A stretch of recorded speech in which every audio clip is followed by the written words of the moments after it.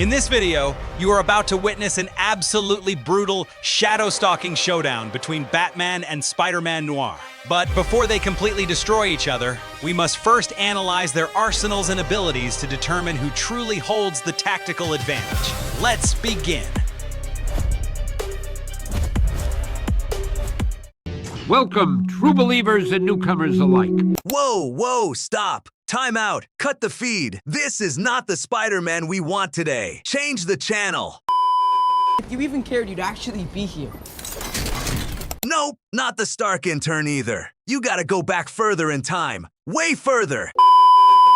Oh yeah, there we go, the OG. The year is 1933. The Great Depression has a stranglehold on New York City, leaving it vulnerable to rampant corruption and organized crime. On Earth 90214, the friendly neighborhood hero doesn't exist. Instead, the shadows belong to a darker, more lethal vigilante. Spider-Man Noir. Forget the bright red and blue spandex. This guy rocks a trench coat, a fedora, and a pair of aviator goggles. To truly understand this Peter Parker, you must understand the rot of his city. Earth 90,214 isn't governed by laws. It's ruled by a ruthless crime lord named Norman Osborn, known in the underworld as the Goblin. He employs a circus of freaks to keep the city terrified. And in this universe, Uncle Ben wasn't just some nice old guy who gave a speech and got shot by a random mugger. Ben Parker was a fiercely outspoken social activist. He organized strikes, he fought for the little guy, and Osborn hated him for it. So, Osborn sent his top enforcer, a monstrous, cannibalistic hitman known as the Vulture. Guys, I am not kidding. The Vulture literally tore Uncle Ben apart and ate him. That is delicious. Finally, some good fucking food. Consumed by vengeance, Peter's life changed when he tipped off a smuggling ring dealing in stolen antiquities. One of the artifacts, an ancient mystical spider idol, broke open. A horde of spiders poured out and one bit Peter, causing him to pass out in a vision. A mystical spider god granted him its curse of power.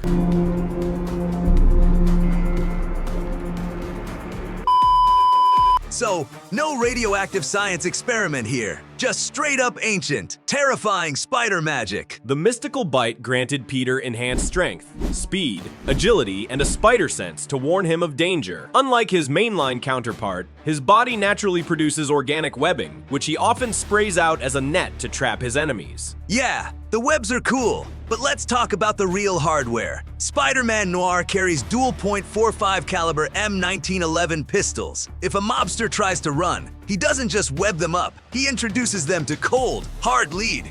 I keep various weaponry strategically placed around the office. I saved Jim's life with a can of pepper spray I had velcroed under my desk. While his raw strength is slightly lower than Earth 616 Spider-Man, he is incredibly lethal. He has the physical power to punch straight through solid brick walls and rip the doors off armored vehicles. Despite his powers, Noir is heavily constrained by his mortality. He doesn't possess the high-tier durability of other Spider-Men, making him highly vulnerable to piercing weapons and gunfire if his spider sense fails.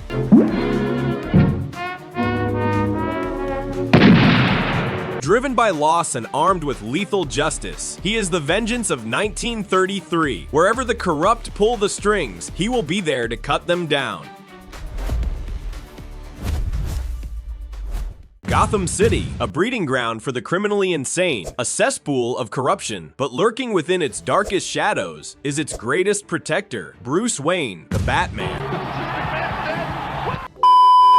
Born into billionaire privilege, Bruce's idyllic childhood shattered at age 8. In the cold, unforgiving pavement of Crime Alley, he witnessed the brutal murder of his parents, Thomas and Martha Wayne. That single tragic night broke his world. But instead of just going to therapy like a normal person, he traveled the globe, trained with the world's deadliest assassins, and forged his mind and body into the ultimate weapon against injustice.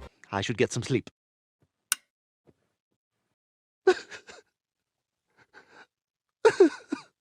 Batman is a master of 127 different martial arts disciplines. He possesses a genius-level intellect, earning him the title of the world's greatest detective. He relies on stealth, intimidation, and a tactical mind that functions like a supercomputer. But we're here for the toys. The utility belt is stacked. Custom batarangs, explosive gel, grapnel guns, smoke pellets, amps, and ultrasonic bat swarms. And don't even get me started on his garage. The Batmobile is basically a stealth tank on steroids. Shut up and take my money. His most dangerous asset, however, is his contingency planning. For extreme threats, he utilizes specialized armors, like the Justice Buster or the Hellbat suit, which was literally forged in the sun by Superman. Despite being a baseline human with no genetic enhancements, his feats border on the superhuman. He regularly bench presses over 1,000 pounds and has survived the vacuum of space for an astonishing 24 seconds through pure willpower and breath control. Bro, he dodged Darkseid's Omega beams. Those things track you across space and time. He's kicked down reinforced steel doors, punched out super mutants, and literally beat the absolute tar out of Superman. A mortal man in a metal suit humbled a god. However, beneath the Kevlar and titanium plating, Bruce is still fundamentally human. He is susceptible to extreme fatigue, blood loss, and disease. Furthermore, his most glaring vulnerability is his own severe psychological trauma and rigid moral code. Yeah, the infamous no-kill rule, like, dude, the Joker has broken out of Arkham for the 400th time. Just snap his neck once and save Gotham the paperwork. You might meet some new people. He is a symbol of paralyzing fear for the guilty and an enduring beacon of hope for the innocent.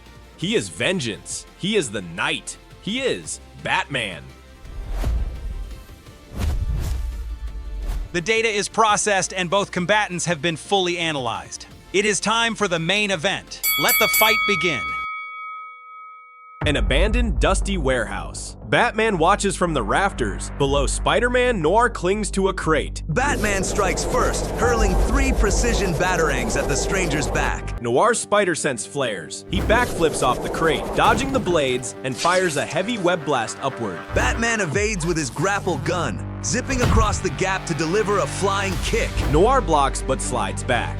Batman unleashes a relentless martial arts combo, targeting nerve clusters and joints. Noir catches the next punch directly in his palm.